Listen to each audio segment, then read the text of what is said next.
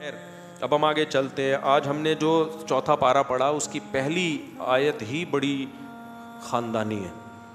لن تنالوا البر حتى تنفقوا مما تحبون. اللہ کہتے ہیں تم نیکی کی حقیقت کو اس وقت تک نہیں پہنچ سکتے جب تک محبوب چیز اللہ کی راہ میں صدقہ نہ کرو. آج صدقے خیرات تو ہم کرتے ہیں لیکن اتنا کرتے ہیں کہ دل میں تکلیف نہ ہو. تو کبھی کبھار ایسا صدقہ کر دینا چاہیے کہ دل پہ تھوڑے سے آرے چل رہے ہوں. تو اللہ کہتے ہیں نیکی کی حقیقت تو تب پتہ چلے گا کہ تم اللہ پر ایمان رکھتے ہو. تو کبھی کبھار, میں نہیں کہہ رہا ہمیشہ کرتے رہیں, اس سے تو ایسا نہ ہو ہارٹ اٹیک سے مر ہی نہ جائیں گے. اللہ اپنی محبت کے دعوے کو دلیل کے بغیر قبول نہیں کرتا, دلیل کے بغیر قبول نہیں کرتا. تو آرے تھوڑا سا گھسائی ہونی چاہیے دل کی. ہمارے حضرت ایک شعر پڑھا کرتے تھے, آئینہ بنتا ہے رگڑے لاکھ جب کھاتا ہے دل, کچھ نہ پوچھو دل بڑی مشکل سے بن پاتا ہے دل. دل پہ جب رگڑے لگتے ہیں نا قربانی کے, تو پھر دل میں اللہ کی محبت کے انوار پیدا ہوتے ہیں. تو ہمت کر کے نا کبھی کچھ بڑی رقم بھی صدقہ کر دیا کریں. صحابہ تو بہت آگے جا چکے تھے. ابو طلحہ انصاری رضی اللہ تعالی عنہ نبی کی خدمت میں آئے, عرض کیا یا رسول اللہ, اللہ نے کہا ہے کہ محبوب چیز صدقہ کرو گے تو پھر فائدہ ہے, پھر نیکی ہے. تو مجھے سب سے زیادہ محبوب میرے باغ ہے. وہ پراپرٹی تھی ان کی. باغ اس زمانے میں ایسا جیسے بحریہ ٹاؤن میں بنگلہ, آپ نے ساری زندگی محنت کر کے کمایا ہو. تو یا رسول اللہ میں چاہتا ہوں اپنا باغ اللہ کی راہ میں. دنیا مسافر خانہ ہے نا, کوئی بات نہیں. آپ نے فرمایا بخن بخن واہ واہ ذا کا مال رابح, تو بڑا قیمتی مال ہے. اتنا بڑا باغ, پراپرٹی, پھلدار باغ, وہ صدقہ کر رہے ہو. اس کی ویلیو بنگلے سے زیادہ تھی کیونکہ وہ سورس آف انکم تھا. سمجھتے ہو گے نہیں سمجھتے؟ میں نہیں کہہ رہا کہ آپ ایسا کریں, کیونکہ اگر کل آزمائش آئی تو پھر مجھے بھی برا بھلا کہو گے اور اللہ میاں کو بھی کہنا شروع کر دو گے. تو اس لیے علماء کہتے ہیں اتنے تقوی کرو جتنا ایفورڈ کر سکتے ہو. تو یہ تو ترغیب کے لیے, تقوی تو 100% اختیار کرنا ہے, یہ تو تقوی سے اوپر کی چیز ہے نا. تو ترغیب کے لیے تو ہے نا کہ صحابہ تو کہاں پہنچ گئے تھے بھائی, تو ہم کچھ تو کریں نا یار. کبھی زندگی میں کوئی پلاٹ ہم نے اللہ کے لیے ہبہ کیا, ہم نے کبھی زندگی میں ہم نے کوئی بڑا اماؤنٹ نکالا. اچھا ہم تو بڑا اماؤنٹ نکالیں تو بھی دل پہ آرے نہ چلیں. یہ اماؤنٹ تو ہم شادی بیاہ کے موقع پہ اڑاتے رہتے ہیں. دیکھا ہوگا آپ نے, ولیموں پہ اڑا دیا اتنا پیسہ, شادی بیاہ پہ اڑا دیا اتنا پیسہ, ذرا سی تقریبات پر اتنا پیسہ اڑا دیا. یار کم از کم اتنا پیسہ کبھی اللہ کو خوش کرنے کے لیے بھی اڑایا کرو نا.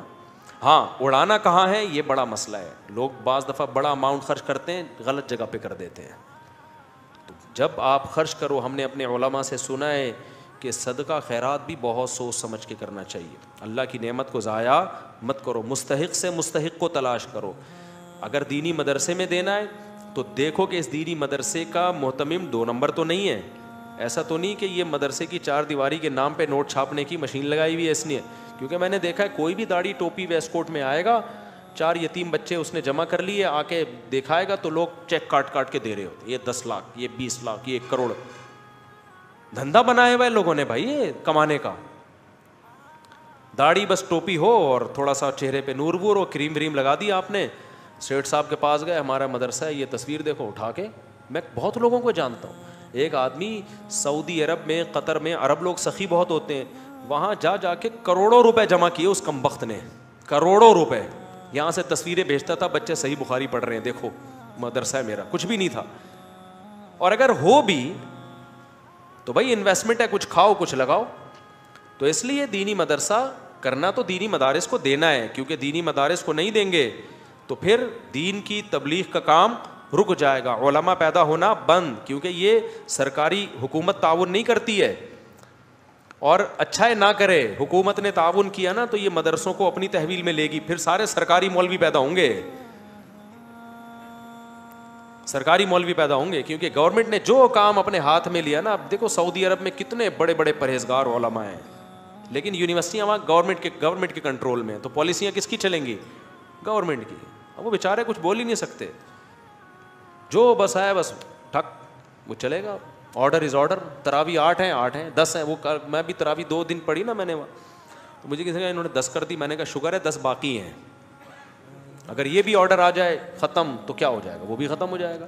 وہ ایک لفظ دنیا میں سب جگہ ایسا ہی ہے, سب جگہ ایسا ہی ہے. تو ہمیں یہاں آزادی ہے, کم از کم ہم کھل کے بات کر سکتے ہیں. اس آزادی کے کچھ سائڈ افیکٹ بھی ہیں, کیونکہ کھل کے صحیح بات ہو سکتی ہے تو غلط باتیں بھی کھل کے بہت ہو رہی ہیں یہاں پہ. لیکن یہ دینی مدارس چلتے ہیں لوگوں کے تعاون کے ساتھ, تو جو صحیح مدرسے ہوں ان کے ساتھ تعاون کرنا چاہیے. لیکن ایسا ہی نہیں کہ جو اٹھایا منہ آ رہا اٹھا کے دے دیا. تو ٹرسٹوں میں بھی ایسا ہی ہے, بہت سارے ٹرسٹ کھانے پینے کے دھندے بنے ہوئے ہیں, کچھ دکھایا جا رہا ہے, کچھ کروڑوں کی جائیدادیں بنائی جا رہی ہیں. بس لوگ دیکھتے ہیں ٹرسٹ ہو, ٹرسٹ ہے تو پکڑاتے چلے جاؤ, پکڑاتے چلے جاؤ, پھینکتے چلے جاؤ. تو کچھ تھوڑا سا خدا کا خوف کرو. کیوں آپ اپنے پیسوں کو اس طرح سے ضائع کر رہے ہو؟ جب آپ تجارت میں پیسہ لگاتے ہو, آپ 100 دفعہ تحقیق کرتے ہو اچھی سی اچھی جگہ پہ لگے پیسہ, تو صدقہ کرنے میں بھی کیا کرنا چاہیے بھائی؟ تحقیق کرنی چاہیے کہ آپ کا پیسہ ضائع نہ ہو, کیونکہ اس کے پھر نقصان زیادہ ہوتے ہیں آپ غلط لوگوں کو اگر دیتے ہو. تو اللہ کہتے ہیں محبوب جی. تو حضرت ابو طلحہ نے کہا یا رسول اللہ میرا باغ اللہ کے لیے. تو آپ صلی اللہ علیہ وسلم فرمایا واہ واہ کیا خوبصورت بہترین مال. پھر آپ نے فرمایا یہ سارا پیسہ یعنی باغ جو ہے اپنے چچا زاد بھائیوں کو دے دو. یہ ہے اسلام کی خوبی. اسلام رشتہ داری جوڑنے کو جتنی ویلیو دیتا ہے, میں کیوں بار بار 4 شادیاں بچے پیدا چیخ کیوں رہا ہوں؟ میں پاگل تھوڑی ہوں. آپ کو کیا میں پاگل نظر آتا ہوں؟ میرا دماغ خراب ہے. آپ کے بچے پیدا ہونے سے مجھے کیا فائدہ ہوگا؟ وہ جب تک بڑے ہوں گے ہم تو مر چکے ہوں گے. آپ کہہ سکتے ہیں نا فائدہ یہ ہوگا کہ بڑے ہو کر میرا شکریہ ادا کریں گے. مفتی صاحب آپ کا بہت شکریہ, آپ کے بیانات سن کے ہمارے ماں باپ نے نسل روکی نہیں, اور اتفاق سے ہم بھی اسی سلسلے میں پیدا ہو گئے. وہ تو جب تک بڑے ہوں گے ان میں سمجھ آئے گی ہم شاید مر چکے ہوں, اور شکریہ ادا کر کے بھی مجھے کیا ملے گا. تو اسی وجہ سے میں چیختا ہوں کہ اسلام خاندانی نظام چاہتا ہے, اسلام انڈیویجولی لائف کا قائل بولو نہیں ہے. اکیلا نہیں ہے انسان, ماں ہے, باپ ہے, دادا ہیں, دادی ہیں, نانا ہے, نانی ہے, بیوی ہے. 4 نہیں کرو, 1 ہی کر لو ٹائم پہ, لیکن نسل مت روکو. پھر بیٹے ہوں, بیٹیاں ہوں, پوتے ہوں, نواسے ہوں, بہویں ہوں, داماد ہوں. یہ ہے انسان کی نیچرل لائف, اور اسی میں انسان کا سکون ہے. اور اس میں توکل کس پہ کرنا ہے؟ اللہ پہ. خرچے پورے کرے گا اللہ. سمجھتے ہو کہ نہیں سمجھتے؟ لوگ کہتے ہیں گراؤنڈ ریئلٹی کو بھی تو دیکھو, زمینی حقیقت کو بھی تو دیکھو, مہنگائی دیکھو اور بچے پیدا کرتے چلے جائیں. گراؤنڈ ریئلٹی دیکھو, لیکن اس آنکھ سے دیکھو جو چشمہ اللہ نے آپ کو لگا کے دیا ہے.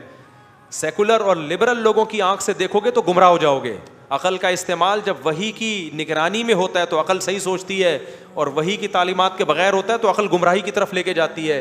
انہی عقل پرستوں نے تو ہومو سیکشولیٹی کو لیگل کر دیا نا, تو یہ وہ عقل ہے جو خدا کی تعلیمات سے بغاوت کر کے استعمال ہو رہی ہے.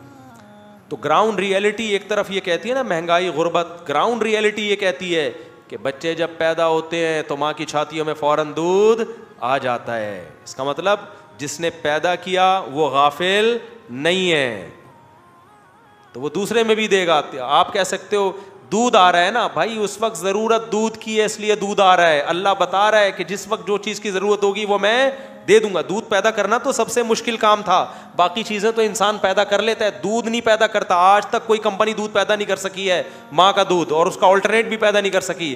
اللہ کہتے ہیں جو چیز تم پیدا کر نہیں سکتے تمہارے یہاں بچہ پیدا ہونے پہ وہ پیدا کر دیتا ہوں. تو اسکول کی فیسیں تو آسان ہے, سمجھ میں آتی ہے بات کہ نہیں آتی ہے؟ یہ تو زیادہ آسان ہے.